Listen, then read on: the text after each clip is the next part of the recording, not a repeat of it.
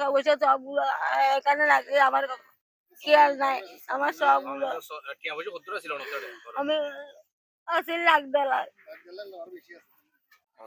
আর এলাকাবাসী হলো আছে আমি সাজি আমি খুব গরিব মানুষ আর গরকানা দিয়ে ফুরিয়ে চাই গই এবারে মাথা গুজার টাই পর্যন্ত নাই এখন আর এলাকাবাসী হলো বিত্তবান হলো আছে সাজি আর গরকান যেন আবার মাথা গুজার টাই এন করে দেয়। আপনাদের কাছ থেকে আমি সাহায্য চাই সবার কাছ থেকে। মিশন দিয়ে বাতি দিয়ে ওইখানে আমি বাতি দিতাম গেছি, এখানে ঘর কয় লাগি গেছে, কয় লাগি গেছে। আমি আসিও দেখি পানি মারিও পানি মারিও নিবে না। এখন আমি চিল্লানো আছি, চিল্লানো দেখে তুনিকে দৌড়ি আর কিছু হইতে পারে না আমার মুসলিম না আমি 7টার দিকে বাইরে গেছিলাম, মিরাহাটে যখন আসি সন্ধ্যার সময় তখন শুনছি যে আমাদের ঘরে আগুন লাগছে। আমার কথা এটা, আমি তো মনে করছি গ্যাসের টাঙ্কি থেকে আগুন লাগছে। আমি আর হেঁটে আসতে দেখে রাস্তায় এসে দেখতেছি মানে এটা আমার নন্নস লাগে, নন্নসের ঘর পুরো ছাই হয়ে গেছে। কিভাবে লাগছে ওটা এখন শুনতে পাচ্ছি যে ও নাকি চুলায় আগুন দিয়ে রান্না ছাঁ করতে বসছে, ছাঁ করে চুলায় আগুন ধরায়। মানে এখানে আমাদের পরবগুলোকে জাগ দিতে আসছে, এখানে জাগ দিতে এসে দেখছে ওইখানে ফাটার চুলা থেকে আগুন এসে ফাটায় আগুন ধরে গেছে আর কি। দাও দাও করে জল উঠছে। তখন সবাই সহযোগিতা, সবাই বাড়ির সব মহিলারা এসে ঘর থেকে পানি নিয়ে নিয়ে নাকি ডালছে।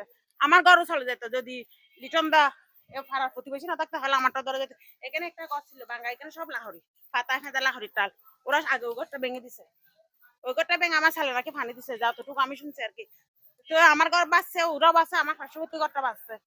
ওরা এই দুর্ঘটনা থেকে আপনি মানে হাটাজারিবাসী কি মেসেজ দিবেন? আমি মেসেজ দেবো এই দুর্ঘটনা এরকম ঘটনা যেন সবাই যেন সতর্ক থাকে। যে কোনো মহিলারা গ্রামে তো বেশি ফাতা আমিও জ্বালাই, আমরা তো গ্যাস ব্যবহার কম করি, লাহরি ব্যবহার কম করি। সবার কাছে অনুরোধ আগুন জ্বালানোর সময় সতর্ক থাকার জন্য মেয়েদেরকে সতর্ক ভাবে যদি এই কাজটা করে তাহলে আর এরকম বিপদ কারো, এটা আমার না আজকে আমার হয়েছে কালকে আরেকজনের হতে পারে, সবাইকে সতর্ক থাকতে হবে। আমি গার্মেন্টসের চাকরি করি কেরিয়াতে বললেন আর চন্দ্রপুর আলামপুর ধরে বণিকপাড়া আর ফ্রেন্ড বন্ধু তার ঘর আছে মাগরি বক্ত মানে পুরো ফুরিয়ে চাই কিচ্ছু নাই।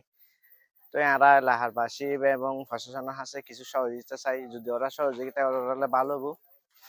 আর ওরা তো ওর বাপ একদম গরিব, ওরা এখন গরত মে দেখেন তেন নাই দেয়, ওরা হসরু নাই দেয়, ওরা পড়িব কিচ্ছু নাই, ওরা একদম নিশ্চয় গেই।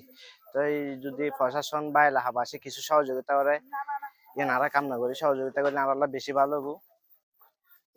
সেদিন আর সহযোগিতা চাই এলাকাবাসীর তো বিভিন্ন সংগঠন আছে, এলাকাতো সংগঠন আছে, বাইরের সংগঠন আছে, বিয়া যদি আরা সহযোগিতা আরা বিভিন্ন কিছু ওরার মানে বেশি ক্ষতি প্রায় 9-10 লাখ টাকা ক্ষতি, 9-10 লাখ টাকা ওরা জোগাড় করেন এখন হন ব্যাপার জ্ঞান জীবনও তো হয়তো সম্ভব না।